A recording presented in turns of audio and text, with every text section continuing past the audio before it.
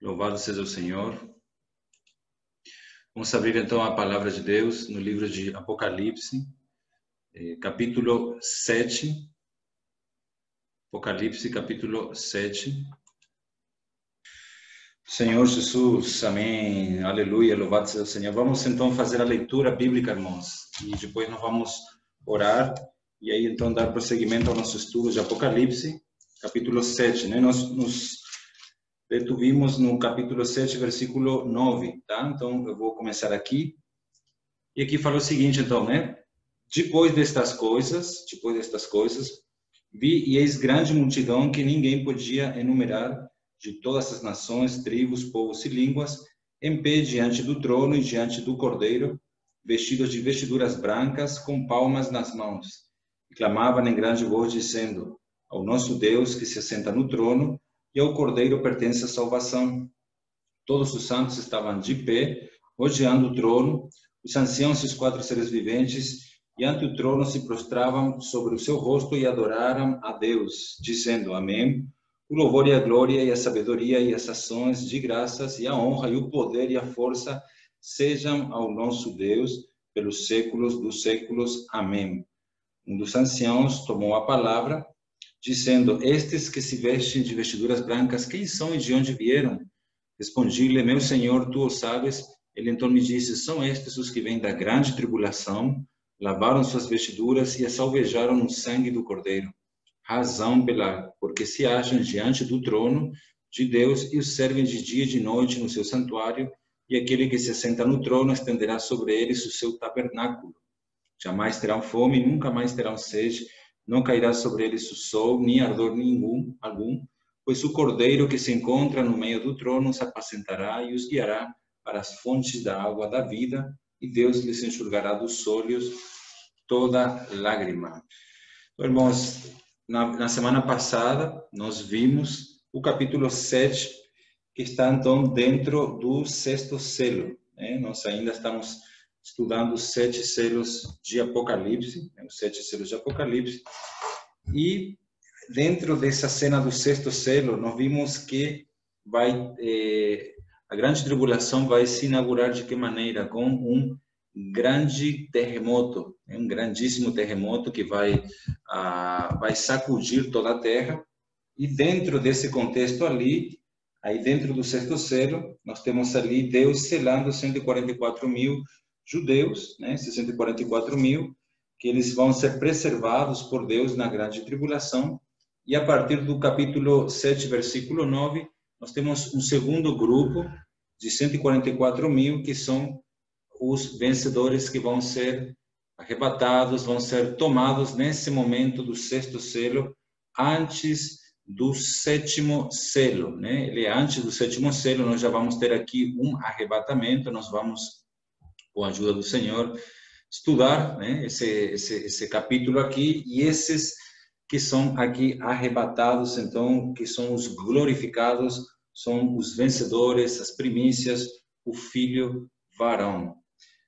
Então, né, tem irmãos aqui, né, maioria aqui do nosso meio, tem irmãos também que são irmãos que não reúnem conosco. Então, essa palavra é uma palavra, né, nós vamos tentar trazer uma palavra de equilíbrio.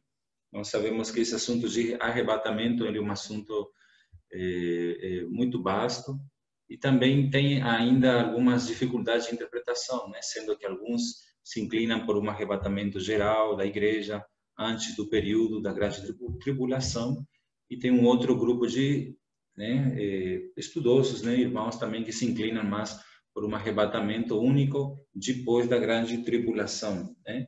Isso por causa que tanto um como o outro tem base bíblica, né, para os dois. Então, hoje, com a ajuda do Espírito de Deus, vamos tentar apresentar, né, apresentar para os irmãos essas linhas, né? Nós cremos que as duas linhas estão certas. Haverá arrebatamento antes da grande tribulação e também posteriormente à grande tribulação. Então, essa cena aqui do capítulo 7, versículo 9, é uma cena no céu, tá? Nós vamos ir para uma cena lá no céu. E aqui começa falando João: depois destas coisas vi, né? Então, ele vai ver o quê? A grande multidão. Então, essa parte vai esquematizar para nós toda uma cena, ele vai ter uma visão agora, como nós vamos estudar nos versículos 9 ao 17, a cena lá no céu de uma grande multidão, tá? Uma grande multidão que ninguém pode enumerar. Quem são essa grande multidão que ninguém pode enumerar? Por que nós afirmamos ser, né, esses 144 mil distintos que os primeiros 144 mil, que são judeus, é que eles são enumerados, né? Mas aqui, esses redimidos pelo precioso sangue de Cristo, irmãos, né, são pessoas que ninguém podia enumerar. Esses aqui são irmãos que foram redimidos pelo precioso sangue de Cristo durante esses últimos 2000 anos. Nós sabemos que os 7 selos, para levar a cabo a totalidade da abertura dos 7 selos, eles demandam 2000 anos, tá? Então, aqui nós temos a história desses redimidos, né, nos últimos 2000 anos, e aquilo que Paulo tinha mencionado em Romanos 11, 25, a respeito da plenitude dos gentios. Então, acho que vale a pena nós ler esse versículo, em Romanos, capítulo 11, versículo 25. Romanos 11, 25. Que fala o seguinte: porque não quero, irmãos, que ignoreis este mistério, para que não sejais presumidos em vós mesmos, que veio o endurecimento, né? Que veio o endurecimento em parte a Israel, até que haja entrado a plenitude dos gentios. Está vendo, irmãos? Então, aqui, essa plenitude dos gentios se refere a esses, né? Esses gentios, né? Que são os gentios que foram redimidos da parte do Senhor e a plenitude deles. Nós vamos mais tarde falar mais sobre a igreja em plenitude, né? Ela estando sendo arrebatada por estar cheia da plenitude de Cristo. Então, essa plenitude aqui são a plenitude dos gentios, é a totalidade de todos os gentios que foram redimidos pelo sangue do Cordeiro. Eles creram no Senhor Jesus, aceitaram o Evangelho, então eles fazem parte, né, desses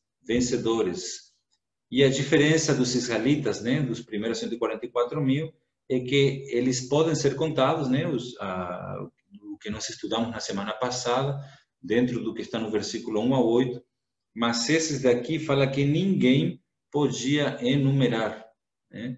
Então, os primeiros 144 mil, né, dos versículos 1 a 8, são 12 tribos, e aqui, esses irmãos daqui do versículo 9 ao 17, não menciona tribos, né?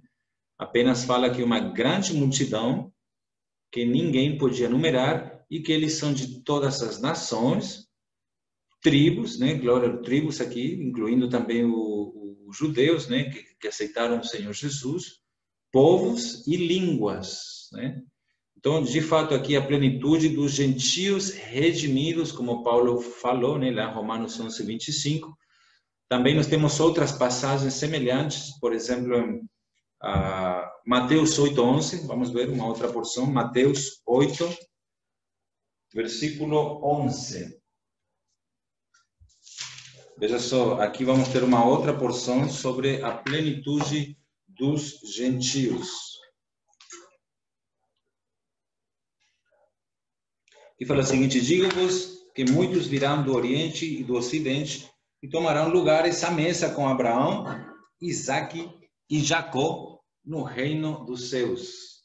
Isso aqui é tremendo. Então, essas são a plenitude dos gentios. Muitos virão do Oriente como do Ocidente e eles vão, irmãos, se chegar e tomar um lugar à mesa, né, com Abraão, Isaque e Jacó, onde?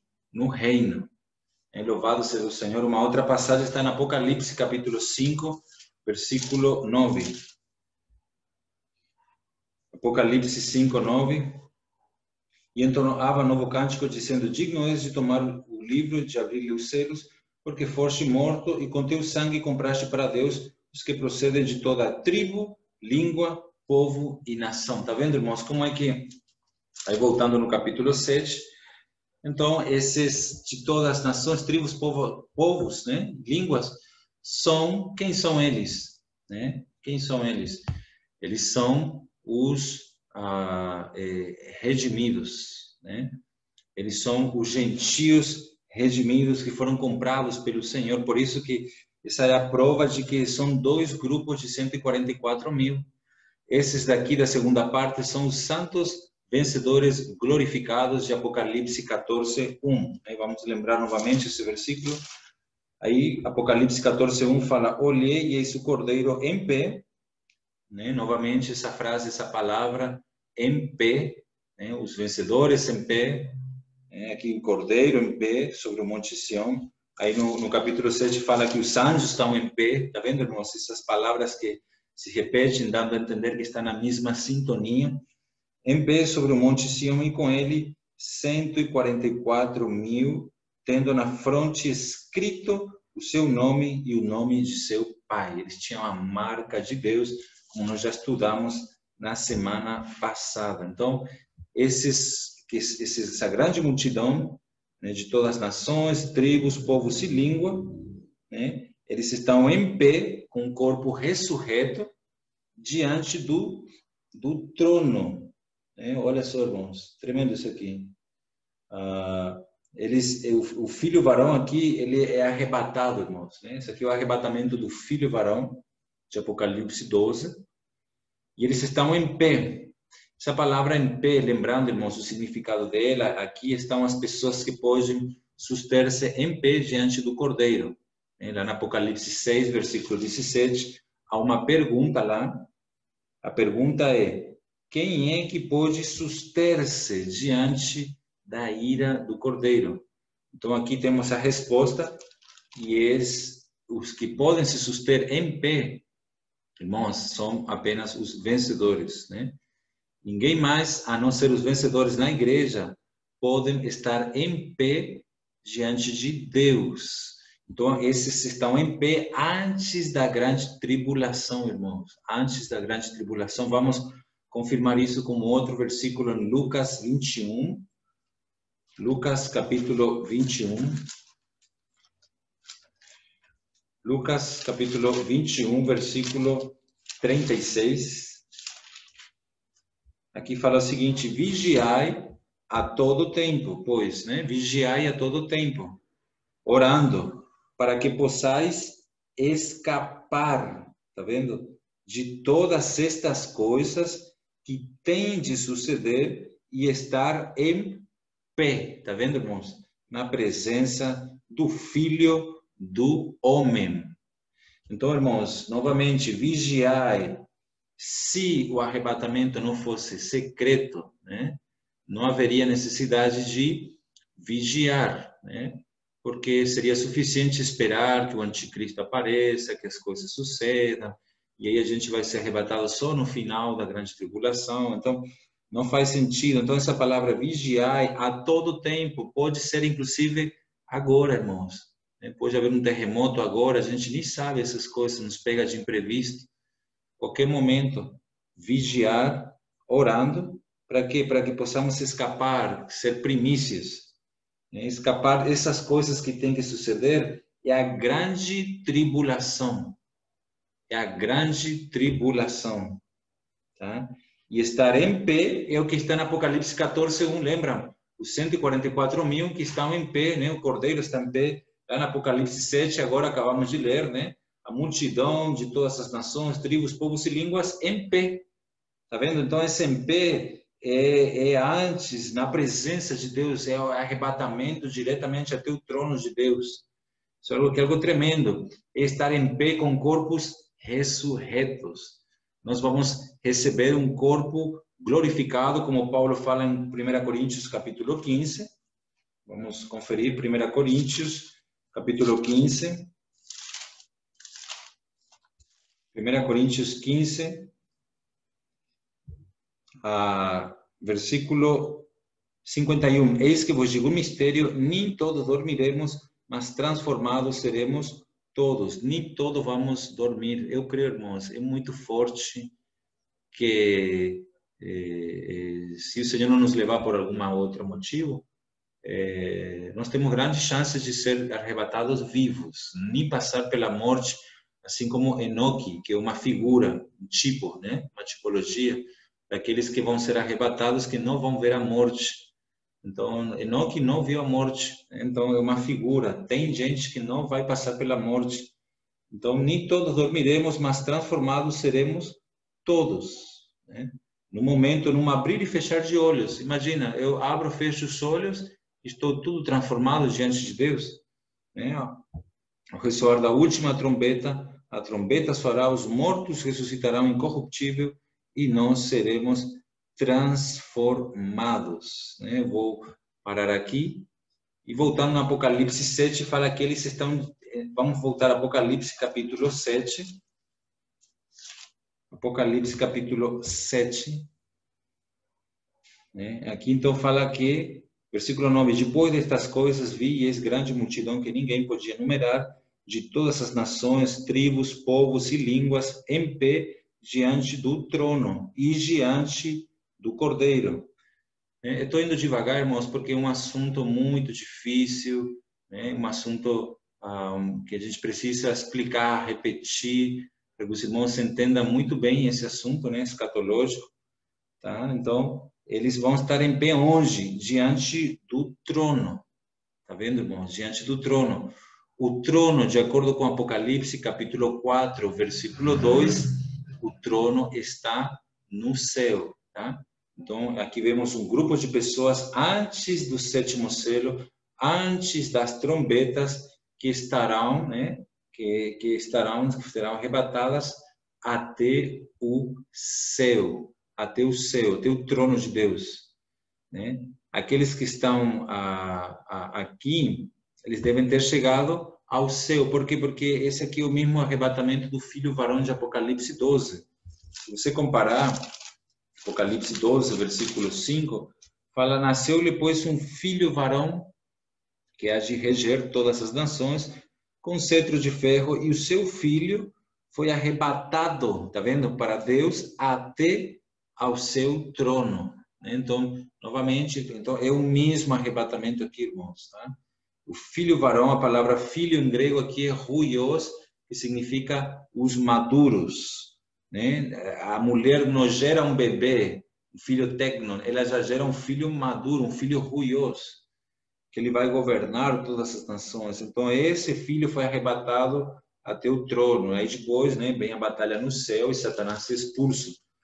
Então, esses daqui, irmãos, que estão diante do trono, diante de Deus, são o filho varão, são as primícias, né? São os vencedores. Quando fala diante do Cordeiro, né, são os vencedores. Então, veja só, isto implica aqui que antes da abertura do sétimo selo, deverá ocorrer o arrebatamento. O nosso irmão Esdra, né, ele, no livro Você Está Preparado para o Fim, ele comenta, né, de um arrebatamento antes, né, da grande tribulação, outro arrebatamento no final, e também arrebatamento durante a grande tribulação, que nós vamos ler algumas passagens, né, no decorrer da leitura do livro, né, mas daria a entender que haverá vários tipos de arrebatamentos, inclusive o arrebatamento das espigas, tá? Nós vamos chegar lá, só estou adiantando alguma coisa aqui para os irmãos. Mas então aqui temos o primeiro arrebatamento, que é o arrebatamento das primícias. Esse grupo é o único grupo que vai ser poupado da grande tribulação. Eles estão vestidos de quê? De vestiduras brancas. O que significa isso, irmãos? Essa vestidura branca representa a sua aprovação e vitória sobre a tribulação, né? Aprovação, né? O branco aqui estavam vestidos com vestiduras brancas, representando a vitória deles, né? Veja Apocalipse 3, versículo 5. Apocalipse 3, 5. O vencedor será assim vestido de vestiduras brancas. O vencedor, tá vendo, irmão? Não é a igreja, é o vencedor. Por que não é os vencedores? Por quê? Porque o vencedor é o homem corporativo, é o Cristo corporativo, irmãos. Louvado seja o Senhor. Serão sim vestidos de vestiduras brancas, de modo nenhum apagarei o seu nome do livro da vida, pelo contrário, confessarei o seu nome diante de meu Pai e diante dos anjos. Então, nesse momento, Jesus vai confessar o nome de cada um de nós diante de Deus. Ele vai confessar, vai reconhecer o nosso nome diante de Deus. Isso aqui é algo maravilhoso. Então, branco, irmão, se refere à conduta, uma conduta limpa. Por que eles têm uma conduta limpa? Porque eles, de acordo com 1 João, capítulo 1, versículos 7 ao 9, eles salvejaram, né, essas vestes no sangue do Cordeiro.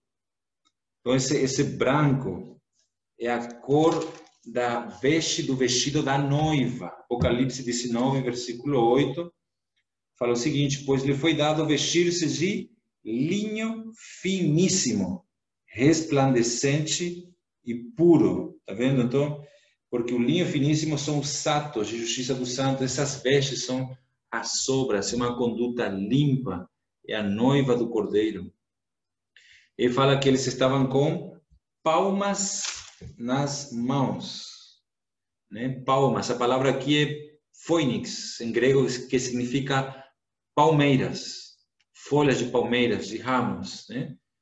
Então, eles estavam ali e eles clamavam em grande voz, dizendo: ao nosso Deus que se assenta no trono e ao Cordeiro pertence a salvação. E aqui essa frase, irmãos, é algo muito forte, porque esse é o cântico dos vencedores.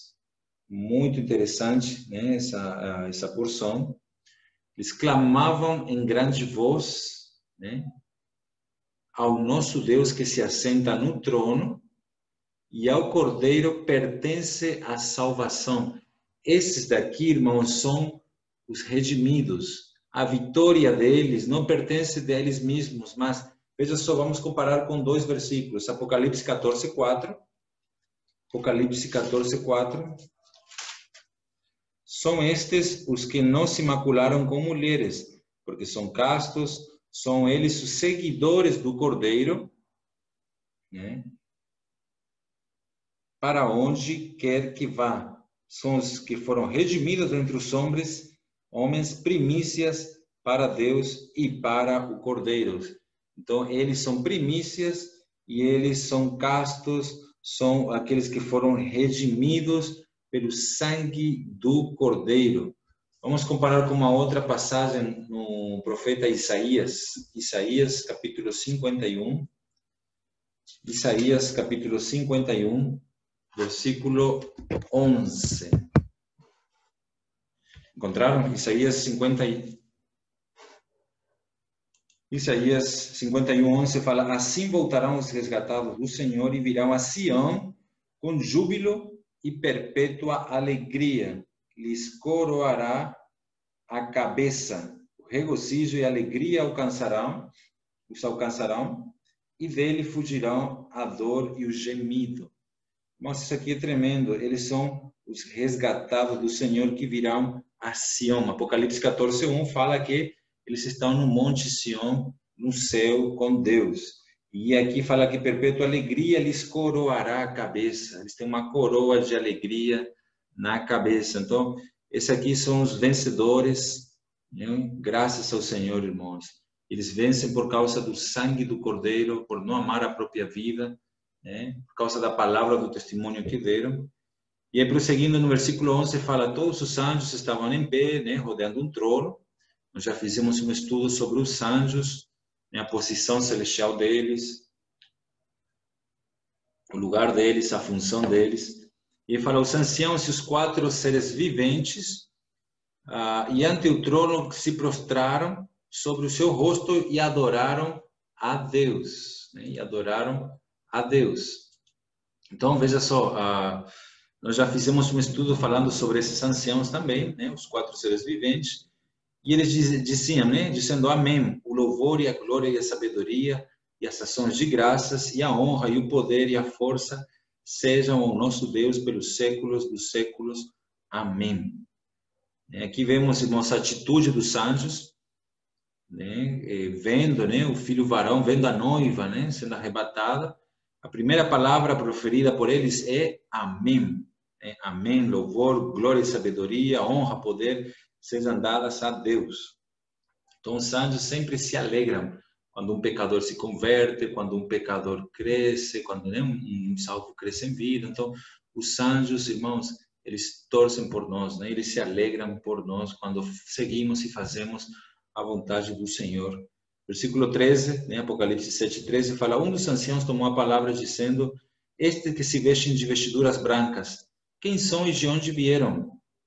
Então, este é um ancião, né? Que é um dos anciãos do governo celestial.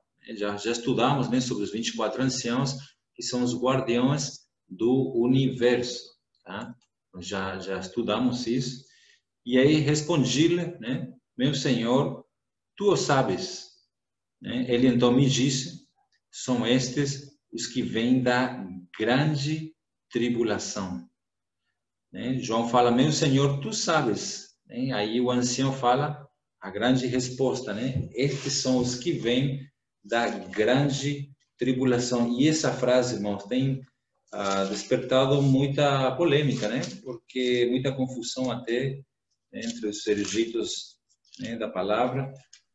Muitos não têm chegado a um acordo porque, ao final das contas, eles são arrebatados antes ou depois da grande tribulação.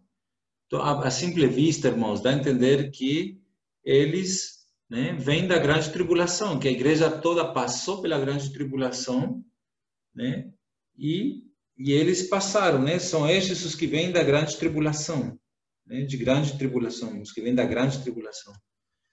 Bom, então esse versículo, irmãos, a palavra tribulação aqui é a palavra tlipsis, né, em grego, que é a mesma mencionada em João 16:33. Né? Vamos ler esse versículo ali, João 16, Evangelho de João, capítulo 16, versículo 33.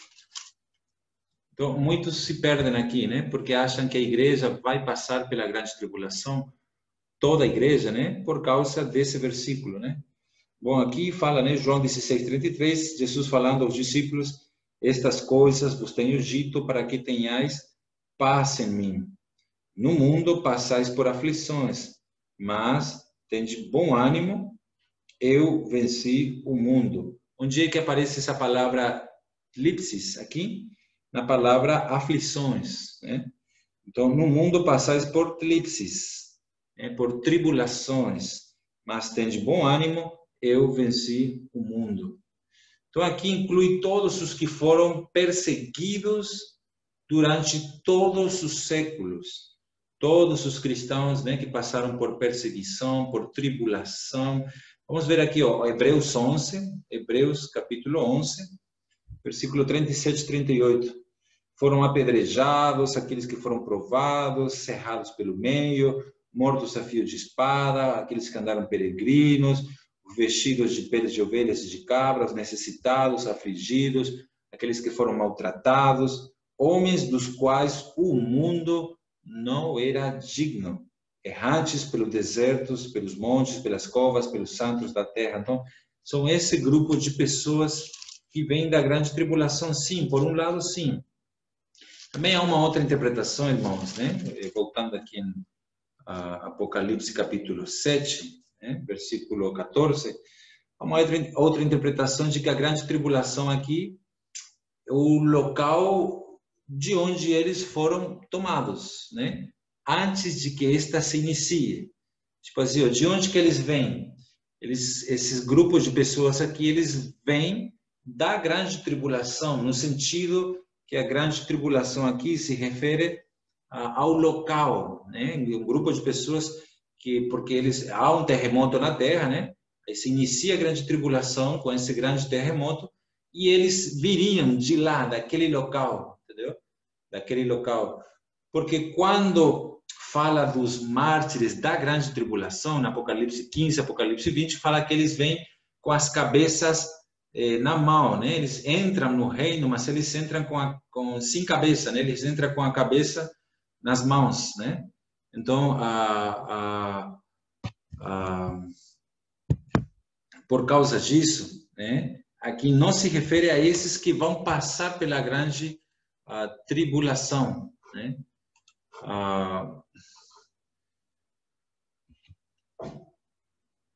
Bom, aqui, irmãos, me estão me falando que tem gente querendo entrar, mas não estou conseguindo ver ninguém, tá? A princípio. Hoje, reenviar o link novamente, tá? Pedir para a pessoa tentar novamente, tá bom? Aleluia. Então, veja só, meus irmãos. Por que aqui não é a grande tribulação de 3 anos e meio, né? Que eles vão passar por uma grande tribulação de 3 anos e meio. A grande tribulação de 3 anos e meio, ela deverá começar, irmãos, embora no sexto selo foi a inauguração, mas vocês lembram que no início do capítulo 7 vai haver um tempo de calma, tá? Ainda no capítulo 7, vocês lembram que depois daquele grande sismo, né, que vai sacudir toda a terra, vai ter um pequeno momento de calma, mas aquela grande tribulação, ela de 3 anos e meio, vai se iniciar no sétimo selo, né, que seria no toque das trombetas, né? E até aqui, irmãos, até esse capítulo, as trombetas ainda não foram tocadas, né? Elas não foram tocadas, né? Nenhuma das trombetas. Então, as pessoas que chegaram aqui no céu são pessoas que não passaram pelo triplo ai, ai, ai, de Apocalipse 8, versículo 13. Fala o seguinte, Apocalipse 8, 13. Então eu vi uma águia que voando pelo meio do céu dizia em grande voz, ai, ai, ai dos que moram na terra, por causa dos restantes vozes, né, da trombeta dos 3 anjos que ainda têm de tocar. Então, essas pessoas, né, elas não vão passar por esses ai, ai, ai do capítulo 9. Outro ponto é que Satanás será lançado para a terra só na quinta trombeta. Até aqui Satanás não foi lançado, mas na quinta trombeta, Apocalipse 9, versículo 1, fala, o quinto anjo tocou a trombeta e viu uma estrela caída, né, do céu na terra. E foi-lhe dada a chave do poço do abismo, que é quando vai surgir agora, então, o anticristo e o falso profeta. Por isso que esses que vêm da grande tribulação, não é a grande tribulação de 3 anos e meio, onde Satanás será lançado para a terra, e também é antes, né, de que a terrível situação dos 42 meses aconteça sobre a terra. Então, o filho varão, ele é arrebatado até o trono, é antes. Por isso que a Bíblia fala, irmãos, claramente que alguns crentes não vão passar pela grande tribulação, que são aqueles que vivem a realidade de Filadélfia. Apocalipse 3, versículo 10 fala, porque guardaste a palavra da minha perseverança, também eu te guardarei da hora da provação que há de vir sobre o mundo inteiro, para experimentar os que habitam sobre a terra. Então, esse versículo é muito claro que Deus vai guardar da hora. Não é na hora, senão é da hora. Então, tem pessoas que não vão passar pela grande tribulação, né? Que é o filho varão e as primícias. Então, aqui não fala, né, nesse grupo aqui de Apocalipse 7,14, não fala que eles perderam as cabeças, não fala que elas foram martirizadas na grande tribulação, como sim fala Apocalipse 20, versículo 4. Lá fala, né, de pessoas que foram martirizadas, que perderam a cabeça na grande tribulação. Então, esses sim, de fato, né, passarão por isso. Então, o propósito inicial de Deus, irmãos, o propósito principal de Deus, né, é fazer uso dessa grande tribulação para poder lidar com o povo judeu, tá? A grande tribulação é para Deus lidar com o povo judeu, de acordo com o que fala em Jeremias, capítulo 30, versículo 7, né? Vale a pena conferir esse versículo. Tem o Aníbal aí que já está entrando também na sala. Jeremias, capítulo 30, Jeremias, capítulo 30, versículo 7. E aqui fala o seguinte, que grande é aquele dia, e não há outro semelhante. É tempo de angústia para Jacó, ele, porém, será livre dela.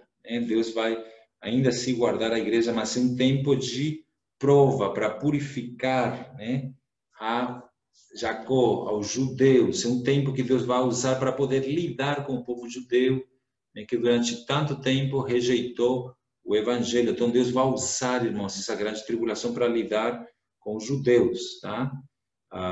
No livro de Apocalipse, também esse assunto, né, relacionado à tribulação, ele é mencionado a igreja. Essa palavra grande tribulação não é que aparece só aqui, né?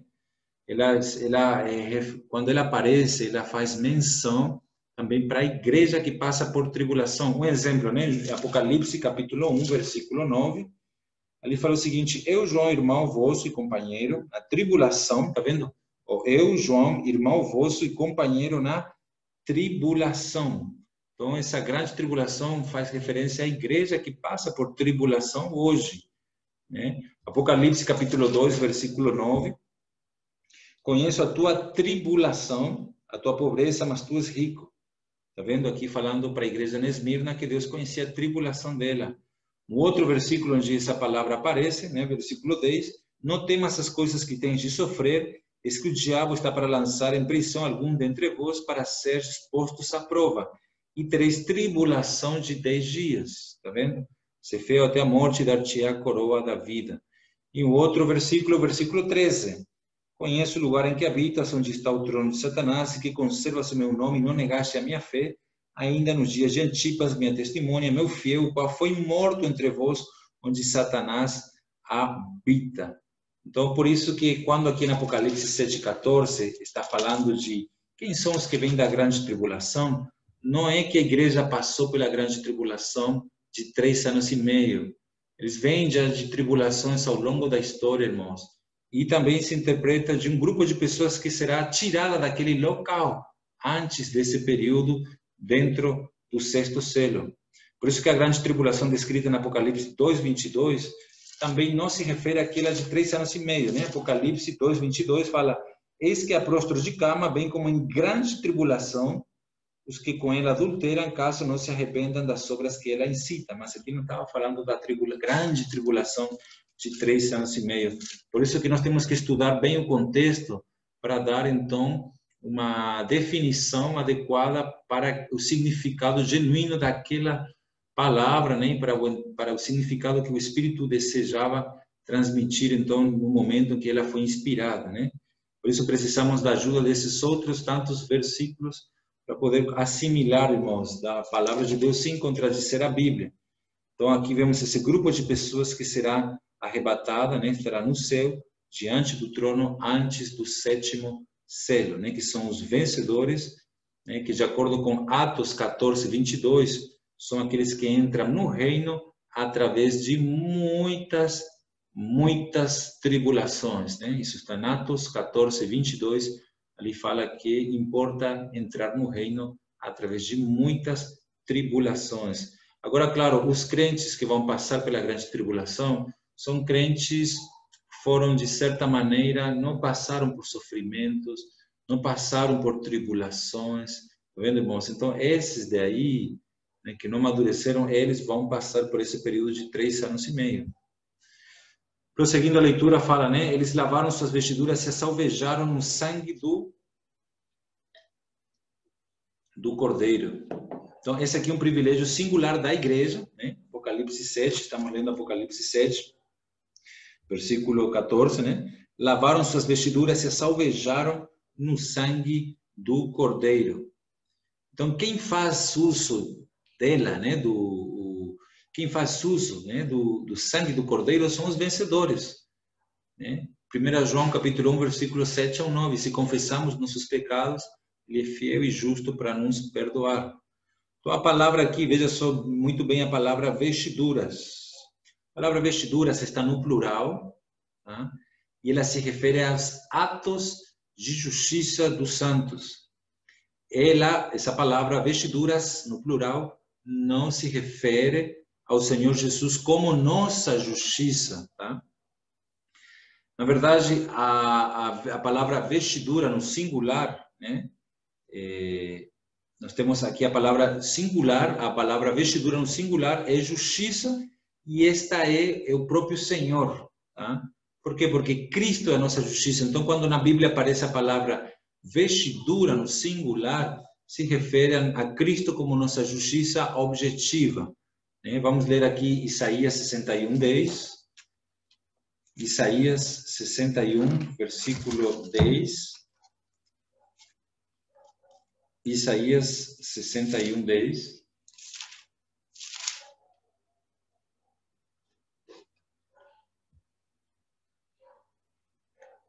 Regozijar-me-ei muito no Senhor, a minha alma se alegra no meu Deus, porque me cobriu de vestes de salvação e me envolveu com um manto de justiça. O manto de justiça. Como noivo que se adorna de turbante, como noiva que se enfeita com suas joias. Então aqui nós temos o manto de justiça, Cristo como nossa justiça, e essa justiça é o Senhor, de acordo com aquilo que nos fala o profeta Jeremias, no capítulo 23, versículo 6. Jeremias 23, 6 fala assim: no seu dia Judá será salvo e Israel habitará seguro, será este seu nome com que será chamado Senhor, justiça nossa. Então a palavra vestidura no singular é Cristo como nossa justiça objetiva, mas a palavra em plural se refere aos nossos atos de justiça subjetivas, né? São nossas vestiduras, lavaram suas vestiduras, né? Suas vestiduras. Então, nós somos vestidos com ela, né? Com ele, quando nós chegamos diante de Deus, com essa vestidura. Mas essa justiça, né? A justiça objetiva de Cristo, ela não tem qualquer necessidade de ser lavada pelo sangue do Cordeiro, a justiça objetiva, tá? Por isso que esses que vão ser arrebatados não têm apenas Cristo como essa justiça objetiva, né? Logo após isso, irmãos, nós então possuímos duas vestiduras. A que somos vestidos, né, quando nós somos salvos, né, com a qual nós estamos diante de Deus, né? Por exemplo, eu vou orar, né? Eu estou vestido por Cristo, pela fé justificado, tenho paz com Deus. Cristo é a minha vestidura para eu não estar nu diante de Deus. Assim como a igreja na Laodiceia, que estava nua, né, diante de Deus. Então, nós temos duas vestiduras. Aqui nós somos vestidos, né, quando somos salvos, e a outra corresponde às nossas próprias justiças, né, mesmo as nossas vitórias, né, com as quais podemos estar em pé diante do Senhor. São nossos atos, a nossa conduta, nossas obras.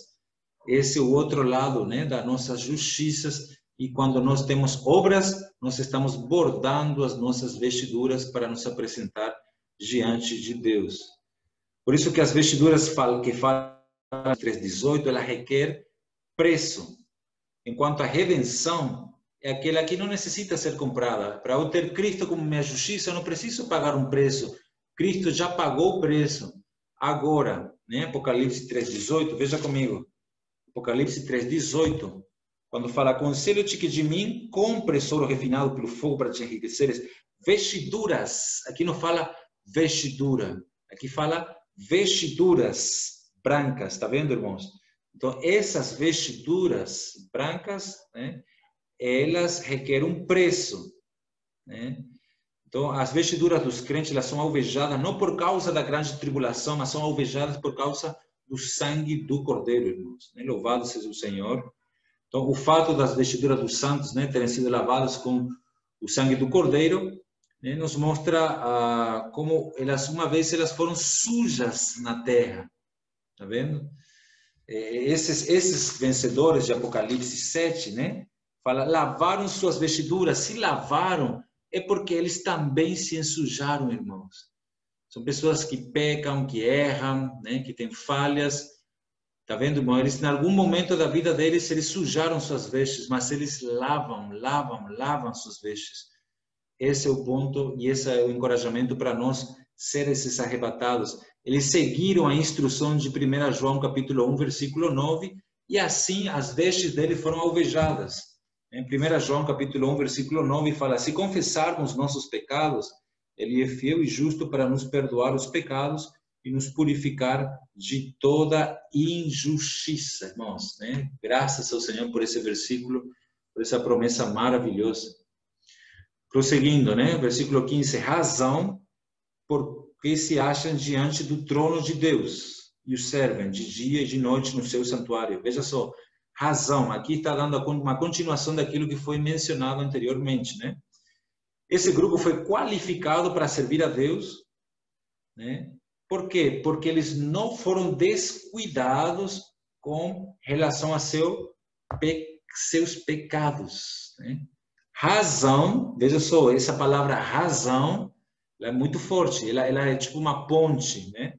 Razão, porque se acham diante do trono de Deus. Tipo assim, irmãos, os vencedores, os que vão, né, que é a parte forte da igreja, né, que vai ser arrebatada, por que ela vai ser arrebatada? Por que Deus vai livrar ela da grande tribulação?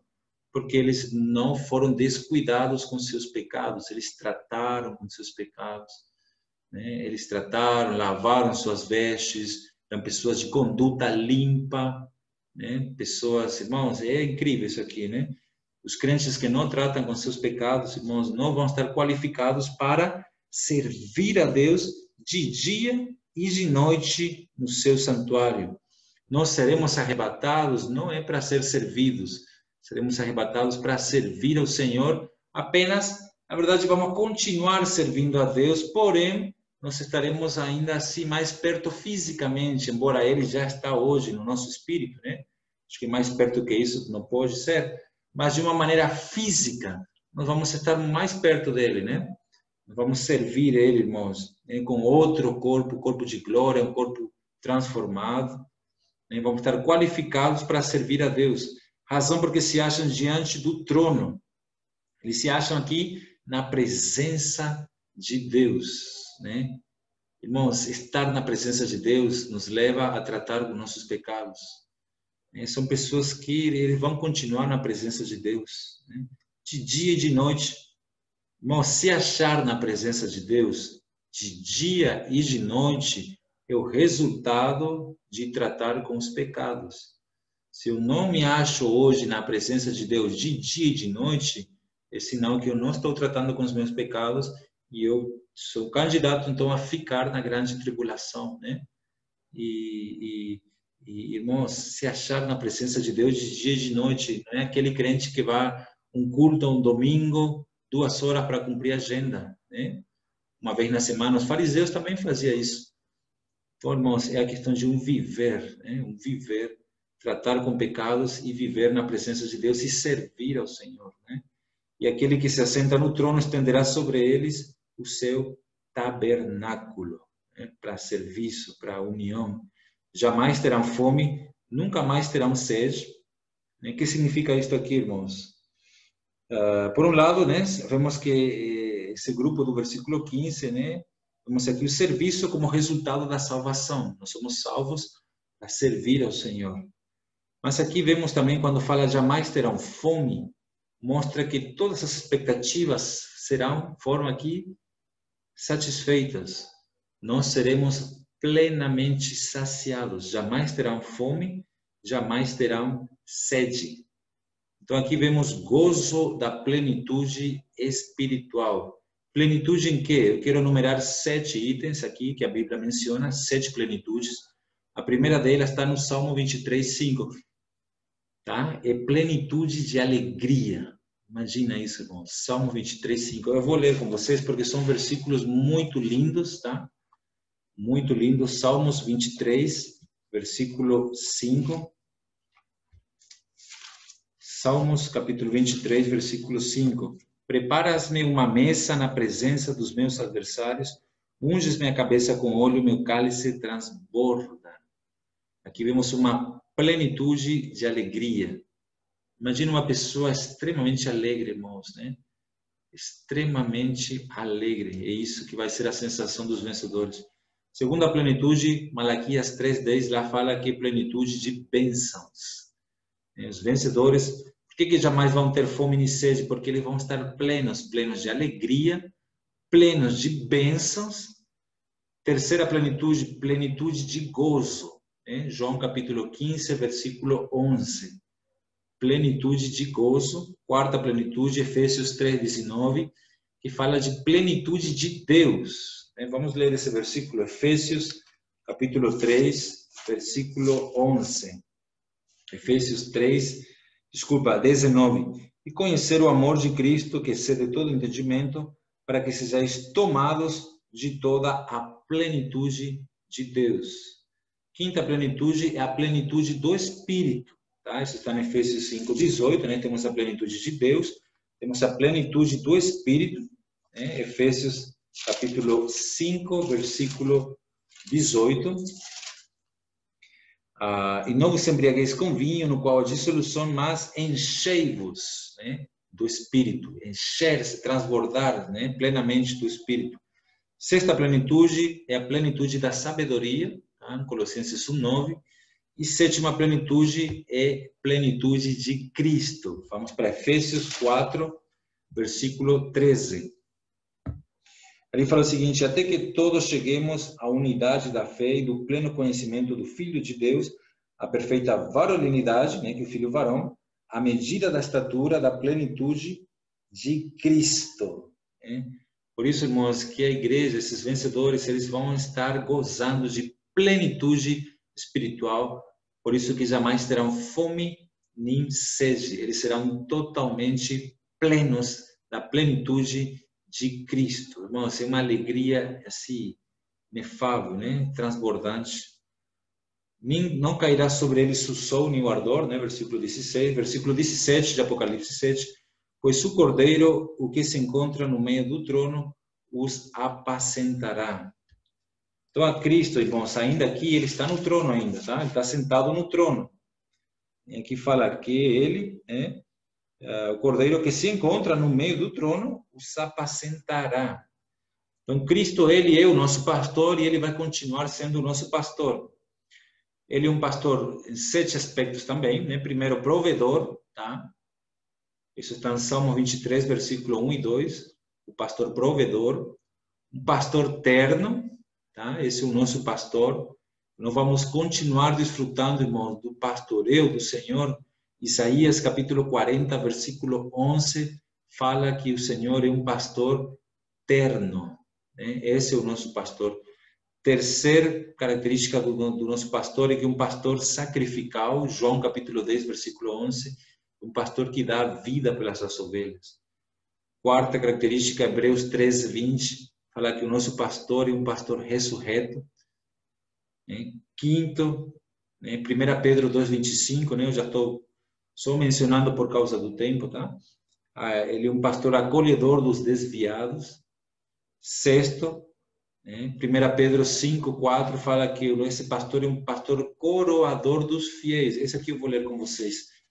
1 Pedro 5, versículo 4.